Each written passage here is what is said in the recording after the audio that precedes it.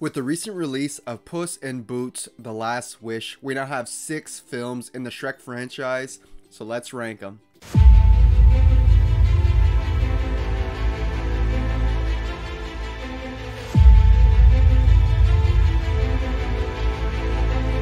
Hey guys, welcome back to the channel. Hope you're having a good one today. I'm the movie ranker, and today I'm going to be ranking all the Shrek movies and the Puss in Boots movies from worst to best. I am only doing the actual full-length films. I'm not going to be doing all the shorts they did, the holiday specials, you know, the musical. We're just going with the 6 main films here. So without wasting any more time, let's get into it. Coming in the last place at number 6, we got Shrek the Third. To me, this is the first and only failed entry in the entire franchise. The only one I really have no pleasure of rewatching. For starters, its tone is just completely all over the place. We deal with serious themes like the death of the king and fatherhood, and this makes the story kind of unpleasant and kind of a downer. But yet, all the humor in here feels super childish, the most immature out of all of these films. Our new character, Arthur, is just so bland and extremely one-dimensional.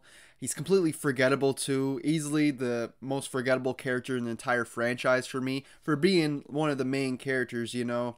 And he's played by Justin Timberlake, but that really doesn't change anything. I never even knew that until I looked at the credits. And also, Prince Charming does not work as our main villain.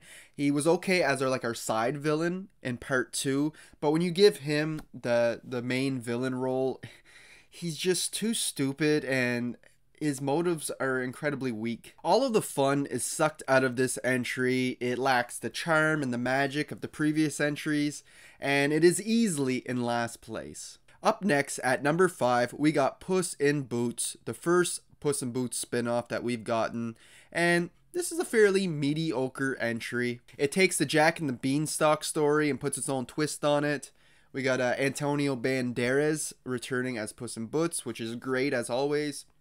And we get Kitty Softpaws in here, played by Salma Hayek, and she does a fantastic job as well. However, I absolutely hate the Humpty Dumpty character. He's so annoying.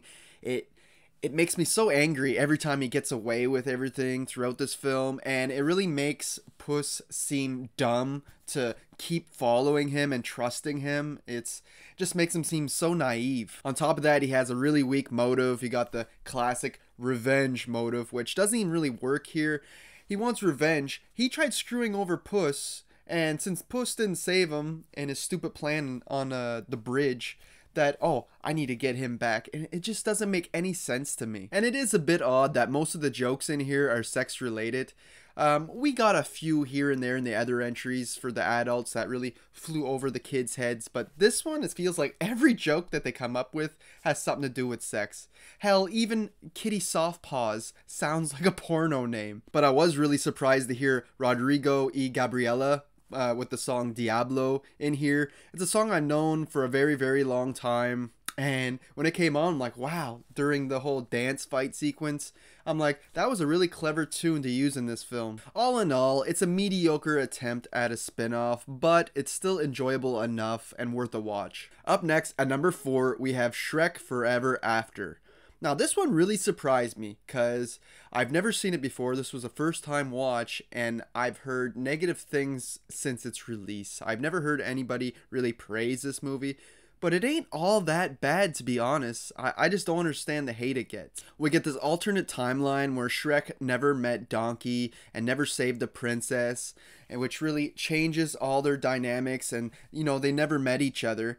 And it's interesting to see how these characters changed. It's pretty cool to see Fiona leading the resistance, this big, huge army of ogres, and she's like this leader, battle warrior. I thought that was pretty cool.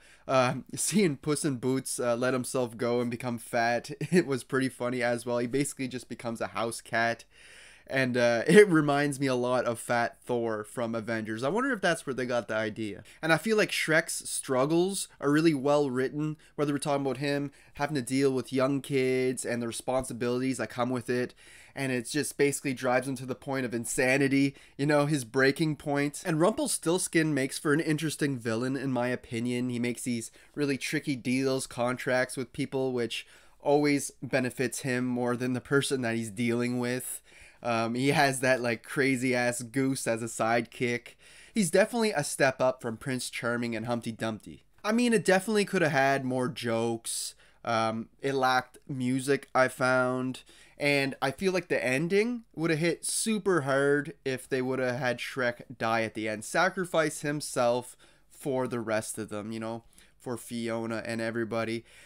We didn't get that. We get a happy fairy tale ending, which is okay, I guess. But I just feel like the movie would have hit really hard, and this would have been a crazy way to wrap up the Shrek franchise. Coming in at number 3, we have Shrek 2. Now I know, I'm in the minority on this one. Most people have this as number 1.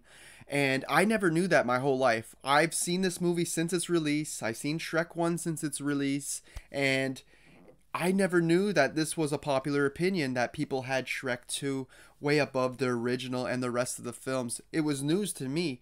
I only found out when I went on Letterboxd after watching this movie and seen all the people rating it 9 out of 10, 10 out of 10. I'm like, wow, this is crazy. Not that there's anything wrong with that. I mean, it's a great sequel.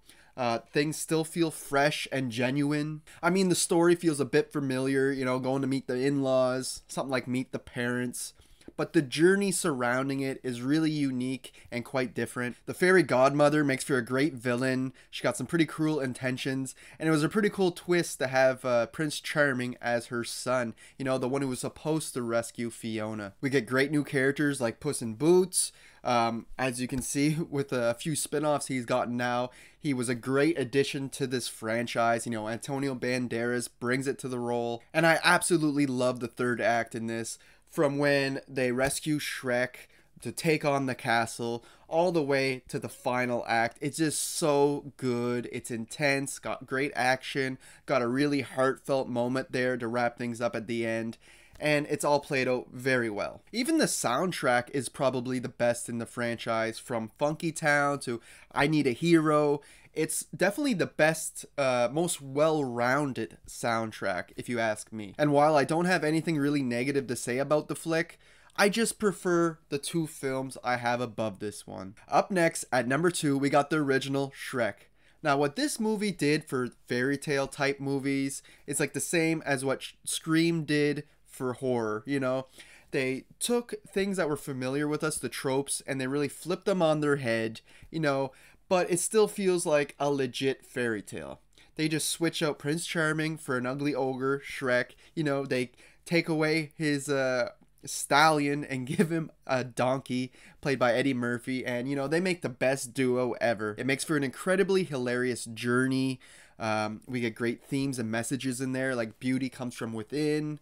And the jokes are not just for the kids. There's some stuff in there for the adults as well, even though it won't hurt the kids to hear it, but a lot of the jokes will go over the kids' heads. We had some incredible voice casting here, you know, Mike Myers, Eddie Murphy, Cameron Diaz, John Lithgow. Nowadays, it might seem a little odd to pair all those people, but at the time, these were some of the biggest actors out there, and I can't picture anybody else voicing these characters. We also get a pretty good soundtrack in this one. It's funny, every time you hear a kid listening to Smash Mouth, they're like, that's the Shrek song. It's like, yeah, but if you were alive before the Shrek movie was out, you would know that it played in other movies like Mystery Men, and it, you know, All Star was its own song. Of course, I'm a Believer, I think, was made specifically for this movie, but you know, we knew Smash Mouth before the movie came out. But still, you get that, you get the Proclaimers, you get Eddie Murphy singing himself, so you got a pretty good choice of music in here. There's just so many memorable scenes to talk about, whether you're talking about the whole gingerbread interrogation scene, to the rescue of the princess is pretty epic with the whole dragon and the castle. There's just so much here. It's stylistic, it's funny, it's creative, it's the whole package, and I really do genuinely love this film. But coming in the first place, we have Puss in Boots: The Last Wish. What a surprise. The biggest surprise of 2022 for me. I didn't have very much expectations for this film. I thought it would just be another mediocre spin-off, but no. This movie is freaking legendary. Possibly the best DreamWorks film ever made. Definitely the best looking. It's incredibly ambitious and clever in its story and its animation. We got like sort of the Spider-Verse style animation in here, but I feel like it's not all the time. It does it at the right moments, and then we go back to kind of the regular animation that Shrek is known for. But especially those action scenes, they look so friggin' good. Puss goes on this big epic quest, and this is the most vulnerable the character has ever been. We get true character development here. We get a true arc for our character. I mean, the guy is actually fearful for his life, and it really ups the stakes. This is one of those rare cases where we get multiple villains in one movie, but they share the perfect amount of screen time. They all have great motives. And the wolf, man. I'm going to stop and talk about the wolf a little bit. This is my favorite character in the entire franchise, hands down. Not just my favorite villain, my favorite character. Every time he's on screen, the hairs stand up on the back of your neck. He is this incredibly badass. He's cool. He has this epic animation every time he shows up too, with this red and this really evil looking.